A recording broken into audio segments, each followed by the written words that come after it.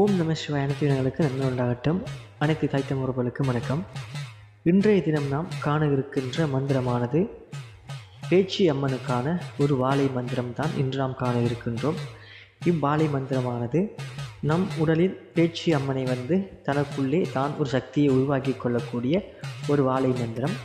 மந்திரங்கள் படிக்கக்கூடிய நபராக நீங்கள் இருந்தாலும் சரிதான், அல்லது நீங்கள் பேச்சி அம்மனின் துணையோடு வாழக்கூடிய ஒரு நபராக ஆசையோடு இருக்கக்கூடிய ஒரு நபராக இருந்தாலும் சரிதான், இம்மந்திரத்தின் மூலமாக பேச்சி அம்மனாக நினைத்து ஒரு சக்தியை உருவாக்கி கொண்டு அந்த சக்தி மூலமாக நீங்கள் அவர்களின் அருளை பெற்றுக்கொள்ளக்கூடியவாறு இருக்கும்.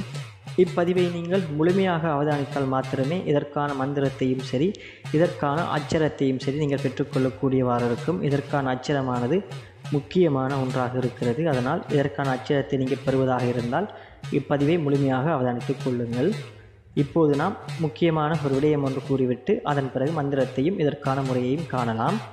முக்கிய குறிப்பு: சமூக வலைதளங்களில் ஏராளமான மந்திரங்கள் உலாவிக் கொண்டிருக்கிறது. அதில் போலியான மந்திரங்களும் பல, உண்மையான மந்திரங்களும் பல. அதில் எது உண்மையான மந்திரங்கள் என்று அறிந்து புரிந்து மந்திரங்களை பயன்படுத்தி கொள்ளுங்கள். எமது புன்னகை தமிழன் யூடியூப் சேனலில் நாம் பதிவு செய்யக்கூடிய மந்திரங்கள் உண்மையான மந்திரங்களாக இருக்கும் என்று நீங்கள் நினைத்தால் இதில் பதிவு செய்யக்கூடிய மந்திரங்களையும் நீங்கள் பயன்படுத்தி கொள்ளலாம். நாம் எப்போது மந்திர வேலைகளை செய்வதாக இருந்தாலும் நாம் கூறக்கூடிய மந்திரமானது உண்மையான மந்திரமாக இருக்குமோ அல்லது போலியான மந்திரமாக இருக்குமோ என்று இரு சிந்தனையில் இருந்து கொண்டு மந்திரங்களை பயன்படுத்த வேண்டாம். அப்படி நாம் இருநிலையிலிருந்து பயன்படுத்தும் போது கண்டிப்பாக எமது மந்திரமானது சித்தியாகுவதே கிடையாது. ஏனென்றால் மனமானது ஒருநிலைப்படும் போதுதான் மந்திரமானது சித்தியாகும். நாம் எந்த ஒரு மந்திர வேலைகளை செய்வதாக இருந்தாலும் எமக்கு குருவின் ஆசீர்வாதங்கள் கண்டிப்பாக வேண்டும். அதற்காகவே எமது குருவை நினைத்து குருதுணை மந்திரங்களை கூறிக்கொண்டு அதன் பிறகு நாம் செய்ய இருக்கின்ற காரியங்களை செய்து கொள்ள முடியும். அப்போதுதான் எமக்கு குருவின் ஆசீர்வாதங்கள் நாம் நிற்கின்ற அந்த இடத்தில் எமக்கு கிடைக்கப்பெறும். இப்போது நாம் மந்திரத்தை காணலாம். அதன் பிறகு நாம் முறையை காணலாம்.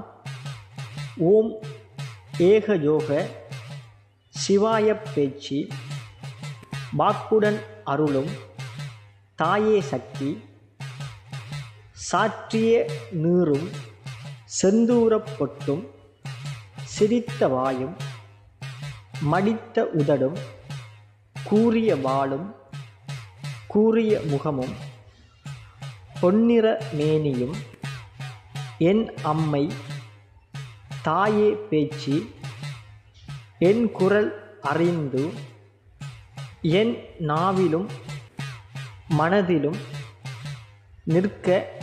நிற்கவே சிவாய நம.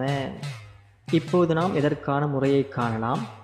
உங்கள் பூசை அறையில் சென்று, உங்கள் வீட்டில் இருக்கக்கூடிய சாமி அறையில் சென்று ஒரு வட்டமான ஒரு தட்டு ஒன்றை எடுத்துக்கொள்ளுங்கள். இப்போது நாம் இதில் காணப்படும் தட்டினை போலே வட்டமான ஒரு தட்டு ஒன்றை எடுத்து அதனுள்ளே திருநீட்டை பரவி வைத்துக் கொள்ளுங்கள். வைத்த பிறகு ஒரு செப்பு தகட்டில் ஒன்றில் நாம் இதில் காணப்படும் அச்சரம் ஒன்று, இதில் அச்சரம் ஒன்று கொடுக்கப்பட்டுள்ளது. இப்பதிவை நீங்கள் முழுமையாக அவதானித்தால் மாத்திரமே அந்த அச்சரத்தை பெற்றுக்கொள்ளக்கூடியவாறு இருக்கும். அந்த அச்சரத்தை நீங்கள் ஒரு செப்பு தகட்டில் வரைந்து கொள்ளுங்கள். வரைந்த அச்சரத்தை வைத்துக் கொள்ளுங்கள். அதன் பிறகு நீங்கள் அந்த திருநீட்டில், நீங்கள் வட்டமாக வைத்திருக்கக்கூடிய அந்த தட்டில் வைத்திருக்கக்கூடிய அந்த திருநீட்டில் இதே அச்சரத்தையும் வரைந்து கொள்ளுங்கள்.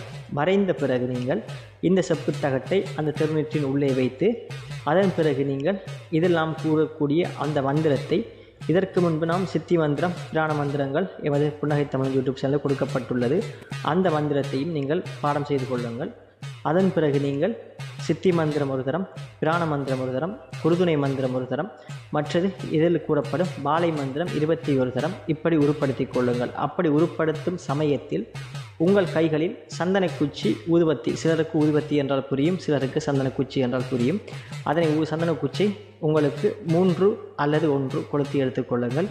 எடுத்து அந்த தட்டினைக்கு மேலாக, அந்த தட்டுக்கு மேலாக நீங்கள் திருநீட்டை பரவி வைத்திருக்கக்கூடிய அந்த தட்டுக்கு மேலாக வட்டமாக காட்டியவாறே நீங்கள் இம்மந்திரத்தை கூறிக்கொள்ளலாம். சித்தி மந்திரம் ஒரு தரம் அல்லது 3 தரம், பிராண மந்திரம் 3 தரம் அல்லது 1 தரம், அதனை போன்று குருதுணை மந்திரமும் கூறிக்கொள்ளலாம்.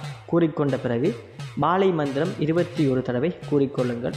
கூறிய பிறகு மறுபடி முதலிருந்து சித்தி மந்திரம், பிராண மந்திரம், குருதுணை மந்திரம், மற்றது வாழை மந்திரம் 21 தரம்.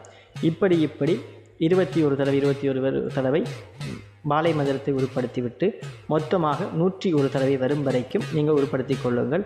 சரியாக 101 தடவை தான் கொடுக்கணும் என்பது கிடையாது. 101 தடவைக்கு மேலாக இருந்தாலும் பரவாயில்லை, அதுக்கு கீழாக இருந்தாலும் பரவாயில்லை. உங்களுக்கு மனதுக்கு பிடித்த அளவுக்கு உருப்படுத்தி கொள்ளுங்கள். அதன் பிறகு நீங்கள் முதலாவது நாள் செய்ய வேண்டிய ஒரு வேலை தான் இது. இதற்கு பிறகு நீங்கள் 108 தடவை தினந்தோறும் உருப்படுத்த வேண்டியது கிடையாது. முதலாவது நாள் தான் இப்படி உருப்படுத்தி வைத்திருந்தீர்களே ஆனால் போதுமானது.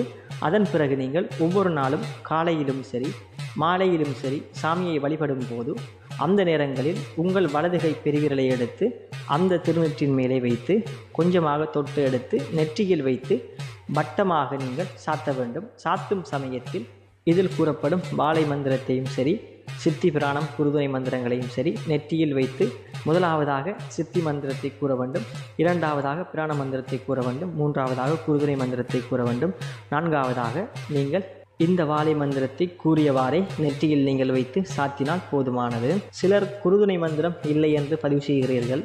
குருதுணை மந்திரம் என்பது நீங்கள் ஒரு குருவை தேர்ந்தெடுத்து கொள்ளுங்கள். இவர்தான் குரு என்று சொல்லி ஒரு குருவை தேர்ந்தெடுத்து கொள்ளுங்கள். அதன் பிறகுதான் நீங்கள் குருதுணை மந்திரம் சாத்த வேண்டும். ஏனென்றால் நீங்கள் குருதுணை மந்திரம் சொல்லி சாத்தும் சமயத்தில் உங்கள் குருவானவர் உங்களின் கண்களில் வர வேண்டியது முக்கியமான ஒன்று. அதனால் குரு இல்லாமல் நாம் படிக்கும் சமயத்தில் குரு இல்லாமல் நீங்கள் கற்றுக்கொண்டு இருக்கிறீர்களே ஆனால் குருதுணை மந்திரம் நீங்கள் சாத்தவே முடியாது. அதனால் குருவை தேர்ந்தெடுத்ததற்கு பிறகாக நீங்கள் குருதுணை மந்திரம் சாத்திக் கொள்ளலாம். அதற்கு முன்பாக நீங்கள் வாழை மந்திரம் சித்தி பிராணம் சாத்திக் கொள்ளலாம். இதற்கு முன்பு நாம் பல மந்திரங்கள் பதிவு செய்திருக்கின்றோம். இம்முறையானது உங்களுக்கு புரியவில்லை என்றால் இதற்கு முன்பு காளியம்மனுக்கான வாழை மந்திரம் கொடுத்திருக்கின்றேன். அதில் இதனை விடவும் கொஞ்சம் விரிவாக கூறியிருக்கின்றேன். அதனை அவதானித்தாலும் இன்னும் உங்களுக்கு புரியக்கூடியவாறு இருக்கும். இதே முறைதான் அதுவும். இப்பதிவை முழுமையாக பார்த்தமைக்கு நன்றிகள் பல. சிவாய நம.